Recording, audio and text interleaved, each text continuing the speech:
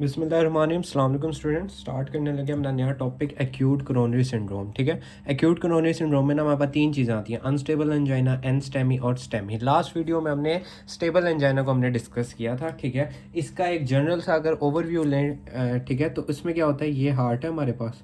ठीक है, ये हार्ट है ना, इसके बाद ये कोरोनरी आर्टरीज हैं जो इसे ब्लड सप्लाई कर रही होती है। यहाँ पे अगर करके कोई प्लैग बन जाए ना, प्लैग अगर लेस देन 50% एरिया को कवर कर रहा हो, ठीक है, और रेस्ट करने से या नाइट्रेट लेने से ठीक हो जाए तो वो होता है स्टेबल एंजाइना। अगर वो रेस्ट से ठीक नहीं हो रहा और वो नाइट्रेट से होता है तो वो होता है अनस्टेबल एंजाइना, और वो प्लैग 50 से 70% अगर एरिया को ऑक्लूड करे। अगर वो टोटल ऑक्लूड कर ले, सब टोटल ऑक्लूड करे तो वो अनस्टेबल एंजाइना या एनस्टेमी होती है। अगर वो टोटल ऑक्लूड कर ले तो वो हो जाता है स्टेमी। ठीक है, अच्छा, इसमें देन हम इसको बारी बारी डिस्कस करते हैं। इसमें क्या होता है एक्यूट कोरोनरी सिंड्रोम में कि रप्चर हो जाए, ये जो प्लैग बन रहा है कोरोनरी आर्थरीरोमेटस प्लैग, ये रप्चर हो जाए ना तो उसको कहते हैं कोरोनरी एक्यूट कोरोनरी सिंड्रोम। ठीक है, और इसमें क्या हो जाती है, थ्रोम्बस की फॉर्मेशन हो जाती है। अब बारी बारी हम तीनों टर्म को डिस्कस करेंगे। सबसे पहले आता है अनस्टेबल एंजाइना। ठीक है, अनस्टेबल एंजाइना क्या होता है, इसको न्यू ऑनसेट एंजाइना कहते हैं या रैपिडली वर्सनिंग एंजाइना, जो बढ़ रहा हो। ठीक है, रैपिडली वर्सनिंग ये मतलब टाइम के साथ बढ़ रहा हो, और एंजाइना एट रेस्ट जो रेस्ट से स्टार्ट हुआ है और बढ़ रहा है। ठीक है, और न्यू ऑनसेट का, इसको कहते हैं अनस्टेबल एंजाइना। और ये not associated with myocardial damage, इसमें नेगेटिव कार्डियक एंजाइम होता है। कार्डियक एंजाइम कौन से होते हैं, ट्रोपोनिन काइनेज होता है। ठीक है, और क्रेटिनिन काइनेज और ट्रोपोनिन, क्रेटिनिन काइनेज और ट्रोपोनिन दो एंजाइम्स होते हैं हमारे पास कार्डियक एंजाइम। ठीक है, अगर वो नेगेटिव है तो वो होते हैं एंजाइना में आते हैं, स्टेबल और अनस्टेबल। अगर वो पॉजिटिव है ना कार्डियक एंजाइम, तो वो आते हैं देन हमारे एनस्टेमी और स्टेमी में करके। ठीक है, अब इसके बाद हम इन पेशेंट को डिटेक्ट कैसे करेंगे, हम इनकी ईसीजी कराते हैं। ईसीजी में हमें क्या नजर आएगा, एसटी डिप्रेस हुआ होगा और टी वेव इन्वर्ट हुई होगी। इन पेशेंट में क्या होगा, एसटी डिप्रेस हो रहा होगा और टी वेव की इन्वर्जन हो रही होगी। देन आता है NSTEMI, non ST elevation myocardial infarction. इसमें क्या होता है, इसको localize area of myocardial necrosis हो रही होती है। ठीक है, अच्छा, इन दोनों में एक फर्क देख लेना कि अनस्टेबल एंजाइना में सेल की डेथ नहीं होती, जबकि स्टेमी और अनस्टेमी में या एमआई में, मायोकार्डियल इन्फार्क्शन में, सेल की डेथ हो जाती है। ठीक है, अब आ जाए एनस्टेमी। एनस्टेमी में क्या होता है, localize area of myocardic necrosis हो रही होती है, एलिवेट होते हैं जी कार्डिक एंजाइम, और एसटी एलिवेट नहीं होता, इसलिए तो एनस्टेमी है, non ST elevation myocardic infarction, ST की एलिवेशन नहीं होती। इसको हम डिटेक्ट कैसे करते हैं, इसकी जब हम ईसीजी कराते हैं तो इसमें एसटी वेव डिप्रेस हुआ होता है और टी वेव इन्वर्ट हुई होती है।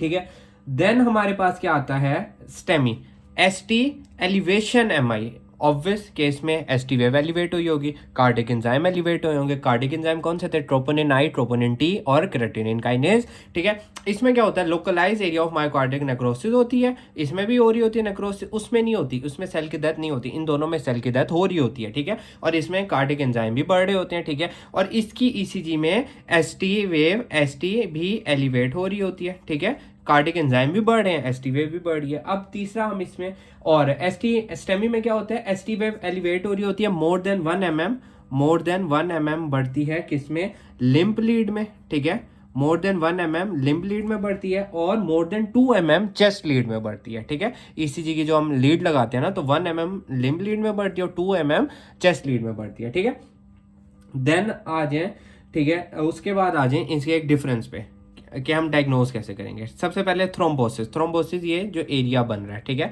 प्लैग जहाँ जमा हो रहा है, थ्रोम्बोसिस। अनस्टेबल एंजाइना और एनस्टेमी में सब टोटल होती है, यानी टोटल नहीं होती लेकिन सब टोटल होती है। कहाँ, 50 से 70% तक हो रही होती है, और स्टेमी में टोटल हो रही होती है। हिस्ट्री की बात करें, इसमें पेशेंट आएगा न्यू ऑनसेट एंजाइना से आएगा और इसका पेन लेस देन 30 मिनट। बंदा आएगा, वो कहेगा जी एकदम मेरी चेस्ट में पेन हुआ है, लेस देन 30 मिनट का, 15 से 20 मिनट का पेन है।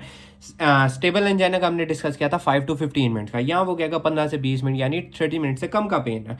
स्टेमी में वो डिस्कस करेगा कि मोर देन 30 मिनट का पेन है। ठीक है, ईसीजी की बात करें, वही एसटी डिप्रेस और टी इन्वर्ट, अनस्टेबल एंजाइना और अनस्टेमी दोनों में। लेकिन स्टेमी में क्या होगा, एसटी एलिवेट हो रहा होगा। और कार्डिक एंजाइम की बात करें तो एमआई दोनों में, ये दोनों एमआई के हैं। ठीक है, एमआई दोनों में पॉजिटिव होगा कार्डिक एंजाइम, और अनस्टेबल एंजाइना में क्या होगा, नेगेटिव होगा कार्डिक एंजाइम। अच्छा, उसके बाद एक क्लिप की क्लासिफिकेशन थी, उसको एक डिटेल करते हैं। उसने 4 क्लासेस में क्लासिफाई किया था। पहली क्लास में कहता है कि इसमें हार्ट फेलियर नहीं होता, दूसरी में कहता है कि क्रैकल ऑडिबल मिलते हैं half way of the chest में। ठीक है, तो क्लास 3 में वो कहते हैं कि क्रैकल ऑडिबल और लंग्स में मिलते हैं, और क्लास 4 में बंदा शॉक में चला जाता है। उसके बाद अब हम इसको अगर डिस्कस करें, ठीक है, अब क्लिप क्लासिफिकेशन के बाद ना इसकी आ जाती है इन्वेस्टिगेशन। इन्वेस्टिगेशन हमारे प्रॉफ में सारे ही फर्स्ट इन्वेस्टिगेशन उसने एमसीक्यूज में पूछी थी, तो हमेशा आपने फर्स्ट इन्वेस्टिगेशन लाजमी याद करनी है कि एक्यूट कोरोनरी सिंड्रोम की फर्स्ट इन्वेस्टिगेशन है ईसीजी, ठीक है।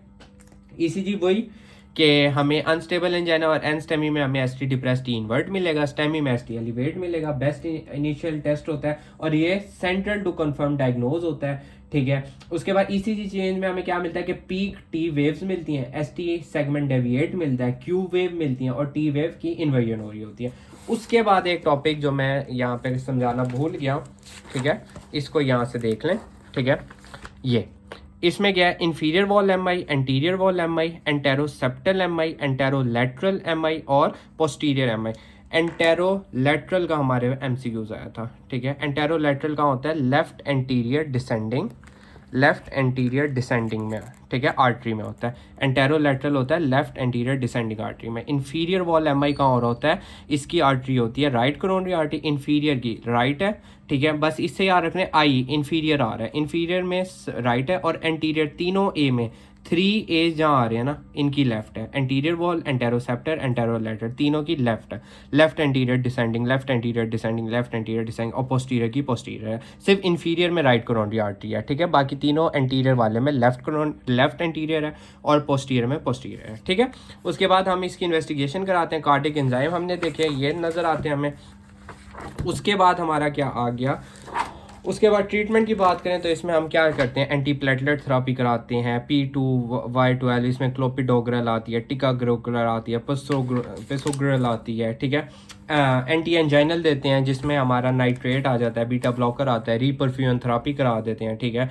Primary percutaneous coronary intervention PCI करा देते हैं, थ्रोम्बोलिसिस देते हैं। थ्रोम्बोलिसिस में स्ट्रेप्टोकाइनेस, ये एमसीक्यूज है कि एक्यूट कोरोनरी सिंड्रोम की थ्रोम्बोलिसिस कौन सी है, स्ट्रेप्टोकाइनेस, ठीक है, ये दे देते हैं। देन लॉन्ग टर्म में हम उसका क्या करते हैं, लॉन्ग टर्म में हम उसकी लाइफस्टाइल हो गई, मेडिकेशन देते हैं, बीटा ब्लॉकर, नाइट्रेट, स्टैटिन, ठीक है। और इसका एक जो मेमोनिक बन के आता है वो ये आता है मोनोथेरापी।